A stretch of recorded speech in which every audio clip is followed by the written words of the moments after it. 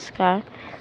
ये महाभारत कथा पूरी तरह से वेद व्यास महाभारत के ऊपर आधारित है। यदि आप इसका निरंतर श्रवण करते रहना चाहते हैं तो इस चैनल को सब्सक्राइब जरूर कर लें और आगे आने वाले सभी पॉडकास्ट का नोटिफिकेशन के लिए बेल आइकन को भी जरूर से प्रेस कर दें।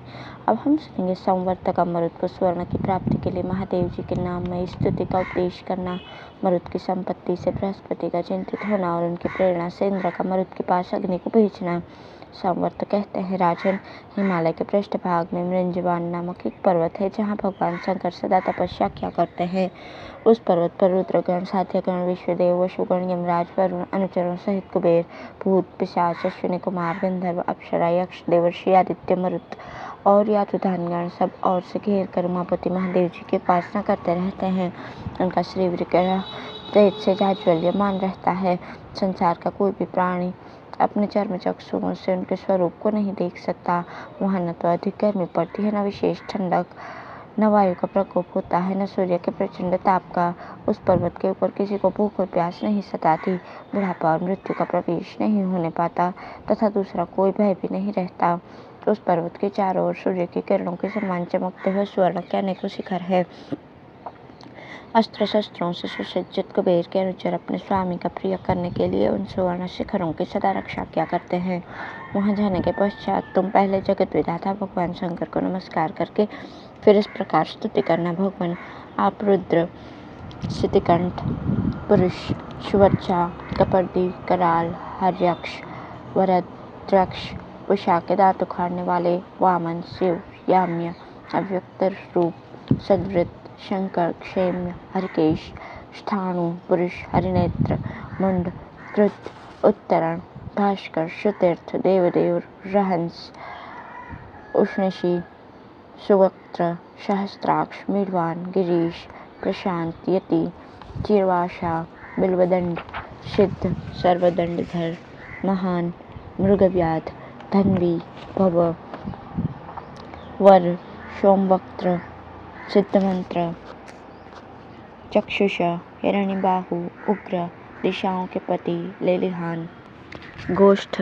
सिद्धमंत्र, वृषणी, पशुपति, भूतपति, वृष्य, मातृभक्त, सेनानी, मध्यम, स्त्रुवस्त, पति, धन्वी, भार्गव, अज, कृष्णनेत्र, विरूपाक्ष, तीक्ष्ण दंष्ट, तीक्ष्ण, वैश्वानरमुख, सर्व, विषांपति, विलोहित, दीप्त, दीप्ताक्ष, महोजा, वश्रेता, शिवपूष, पृथु, कृतिवाशा, कपालमाली, सुवर्णमुकुट, महादेव, कृष्ण, त्र्यंबक, अनग, क्रोधन, अनृशंस, अक्रूरकर्मा, तप्त तपा, सहस्त्रशीरा, सहस्त्रचरण, स्वधार रूप, बहुरूप और दृष्टि नाम धारण करने वाले हैं।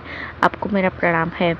इस प्रकार उन पिनाकधारी महादेव, महायोगी, अविनाशी, हाथ में त्रिशूल धारण करने वाले, वरदायक, त्र्यंबक, भुवनेश्वर, त्रिपुरासुर को मारने वाले, त्रिनेत्रधारी, त्रिभुवन के स्वामी, महान बलवान, सब जीवों के उत्पत्ति के कारण सबको धारण करने वाले, पृथ्वी का भार संभालने वाले, जगत के शासक, कल्याणकारी, सर्वरूप, कल्याण स्वरूप, विश्वेश्वर, जगत को उत्पन्न करने वाले, पार्वती के पति, पशुओं के पालक, विश्वरूप, महेश्वर, विरूपाक्ष, 10 भुजाधारी, अपनी ध्वजा में दिव्य वृषभ का चिन्ह धारण करने वाले, उग्र, स्थाणु, शिव, रुद्र, सर्व, गौरीश, ईश्वर, शितिकंठ, अजन्मा, शुक्र, पृथु, पृथुहर, वर, विश्वरूप, विरूपाक्ष, बहुरूप, उमापति, कामदेव को भस्म करने वाले, हर, चतुर्मुख एवं शरणागत वत्सल महादेव जी को सिर से प्रणाम करके उनके शरणापन्न हो जाना। राजन, वे महान देवता, महावेगवान और महामना हैं।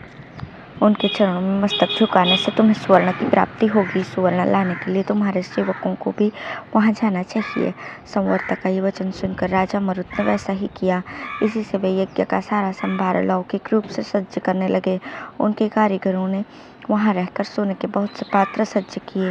उधर बृहस्पति ने जब सुना कि राजा मरुत को देवताओं से भी बढ़कर संपत्ति प्राप्त हुई है तो उन्हें बड़ा दुख हुआ। वे चिंता के मारे पीले पड़ गए और ये सोचकर कि मेरा शत्रु संवर्त बहुत धनी हो जाएगा, उनका शरीर अत्यंत दुर्बल हो गया। देवराज इंद्र ने जब सुना कि बृहस्पति जी अत्यंत संतप्त हो रहे हैं तो वे देवताओं को साथ लेकर उनके पास गए और इस प्रकार पूछने लगे, विप्रवर, आपको ये मानसिक अथवा शारीरिक दुख कैसे प्राप्त हुआ है? आप उदास और पीले क्यों हो रहे हैं? बताने की कृपा कीजिए, मैं आपको दुख देने वालों का नाश कर दूंगा। बृहस्पति जी ने कहा, इंद्र, लोग कहते हैं कि महाराज मरुत उत्तम दक्षिणाओं से युक्त एक महान यज्ञ की तैयारी कर रहे हैं तथा यह भी सुनने में आया है कि संवर्त ही आचार्य होकर वो यज्ञ कराएंगे, किंतु मेरी इच्छा है कि संवर्त के आचार्यत्व में उस यज्ञ का अनुष्ठान न होने पाए। इंद्र ने कहा, गुरुदेव, आप तो देवताओं के पुरोहित हैं, आपने जरा और मृत्यु दोनों को जीत लिया है, फिर संवर्त आपका क्या बिगाड़ सकते हैं। बृहस्पति ने कहा, देवराज, शत्रुओं की समृद्धि दुख का कारण होती है।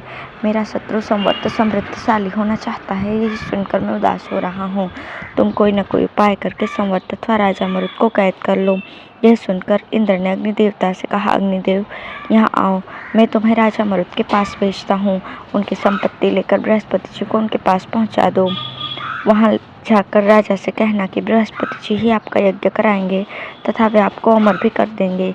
अग्निदेव ने कहा, मगन, मैं बृहस्पति जी को मरुत के पास पहुंचाने के लिए आपका दूत बनकर जाऊंगा और ऐसा करके आपकी आज्ञा का पालन तथा बृहस्पति जी का सम्मान करूंगा। यह कहकर धूममय ध्वजा वाले महात्मा अग्निदेव वहां से चल दिए। उन्हें आते देखकर मरुत ने संवर्त से कहा, मुनि, बड़े आश्चर्य की बात है कि आज अग्निदेव मूर्तिमान होकर यहाँ पधारे हैं। आज हमें साक्षात इनका दर्शन मिला। आप इनके स्वागत के लिए आसन, पाद्य, अर्घ्य और गौ प्रस्तुत कीजिए। अग्नि ने कहा, राजन, मैं आपके दिए हुए पाद्य, अर्घ्य और आसन आदि को पा चुका, इसके लिए आपको धन्यवाद देता हूँ। इस समय मैं इंद्र की आज्ञा से दूत बनकर आपके पास आया हूँ। मरुत ने कहा, अग्निदेव, श्रीमान देवराज सुखी तो है ना? वह मुझसे संतुष्ट तो है ना?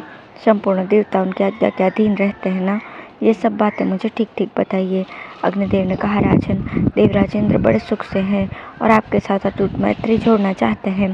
संपूर्ण देवता भी उनके अधीन ही हैं। अब उन्होंने जिस कार्य के लिए मुझे आपके पास पठाया है उसे सुनिए। वे मेरे द्वारा बृहस्पति जी को आपके पास भेजना चाहते हैं। उन्होंने कहा है कि बृहस्पति जी आपके गुरु हैं, अतः ये भी आपका यज्ञ कराएंगे। आप पुनर्धर्म मनुष्य हो, ये आपको अमर बना देंगे। मरुत ने कहा, भगवान, मेरा यज्ञ कराने के लिए ये विप्रवर संवर्त जी यहाँ उपस्थित हैं। बृहस्पति जी के लिए तो मैं हाथ जोड़ता हूँ। वे देवराज इंद्र के पुरोहित हैं। मेरे जैसे मनुष्य का यज्ञ कराना उन्हें शोभा नहीं देगा। अग्निदेव ने कहा, राजन, यदि बृहस्पति जी आपका यज्ञ कराएंगे तो देवराज इंद्र प्रसन्न होंगे और उनके प्रसन्न होने पर देवलोक के भीतर जितने बड़े बड़े लोग हैं वे सब आपके लिए सुलभ हो जाएंगे। इसमें तनिक भी संदेह नहीं कि आप यशस्वी होने के साथ ही स्वर्ग पर विजय प्राप्त करेंगे। दिव्य लोक, प्रजापति लोक और देवताओं के राज्य पर भी आपका पूरा अधिकार हो जाएगा। संवर्त ने कहा, अग्नि, मैं तुम्हें सावधान किए देता हूँ। बृहस्पति को मरुत के पास पहुँचाने के लिए फिर कभी मत आना, नहीं तो क्रोध में भरकर मैं अपनी दारुण दृष्टि से तुम्हें भस्म कर दूंगा। संवर्त की बात सुनकर अग्निदेव भस्म होने के भय से पीपल के पत्ते की भांति कांपने लगे और तुरंत लौटकर देवताओं के पास चले गए। उन्हें लौटते देख इंद्र ने बृहस्पति जी के सामने ही पूछा, अग्निदेव, तुम तो मेरी आज्ञा से बृहस्पति जी को राजा मरुत के पास पहुंचाने का संदेश लेकर गए थे। बताओ वे क्या कहते हैं? उन्हें मेरी बात स्वीकार है या नहीं? अग्नि ने कहा, देवराज, राजा मरुत को आपकी बात पसंद नहीं आई। बृहस्पति जी को तो उन्होंने हाथ जोड़कर प्रणाम कहलाया है। मेरे बारंबार अनुरोध करने पर भी उन्होंने यही उत्तर दिया है कि संवर्त जी ही मेरा यज्ञ कराएंगे। इंद्र ने कहा, अग्निदेव, एक बार फिर जाकर राजा मरुत से मेरी बात कहो। यदि अब भी वे नहीं मानेंगे तो मैं उन पर वज्र का प्रहार करूंगा। अग्नि ने कहा, देवराज, ये गंधर्वों के राजा यहाँ उपस्थित हैं, उन्हीं को दूत बनाकर भेजिए। मुझे तो वहाँ जाते भय लगता है, क्योंकि ब्रह्मचारी संवर्त ने बड़े क्रोध में आकर मुझसे कहा था कि अग्नि, यदि फिर बृहस्पति को मरुत के पास पहुँचाने के लिए आओगे तो मैं क्रोध भरी दारुण दृष्टि से तुम्हें भस्म कर दूंगा। इंद्र ने कहा, अग्निदेव, तुम्हारी बात पर विश्वास नहीं होता, क्योंकि तुम ही दूसरों को भस्म करते हो। तुम्हें भस्म करने वाला दूसरा कोई और नहीं है। तुम्हारे स्पर्श से सभी लोग डरते हैं। अग्नि ने कहा, महेंद्र, जरा राजा सत्यार्थी के यज्ञ का तो स्मरण कीजिए, जहाँ च्यवन मुनि यज्ञ कराने वाले थे। आप क्रोध में भरकर उन्हें मना करते ही रह गए और उन्होंने अकेले ही अपने प्रभाव से अश्विनी कुमारों के साथ सोमरस का पान किया। उस समय आप अत्यंत भयंकर वज्र लेकर मुनि के ऊपर प्रहार करना चाहते थे, किंतु उन्होंने कुपित होकर अपने तपोबल से आपकी बाह को वज्र से जकड़ दिया। तब भयभीत होकर आपको फिर उन्हीं महर्षि की शरण में जाना पड़ा था। अतः क्षात्र बल से ब्रह्म बल ही श्रेष्ठ है। ब्रह्म बल से बढ़कर दूसरा कोई भी बल नहीं है। मैं ब्रह्म तेज को अच्छी तरह से जानता हूँ, अतएव मुझे संवर्त को जीतने का साहस नहीं होता। धन्यवाद।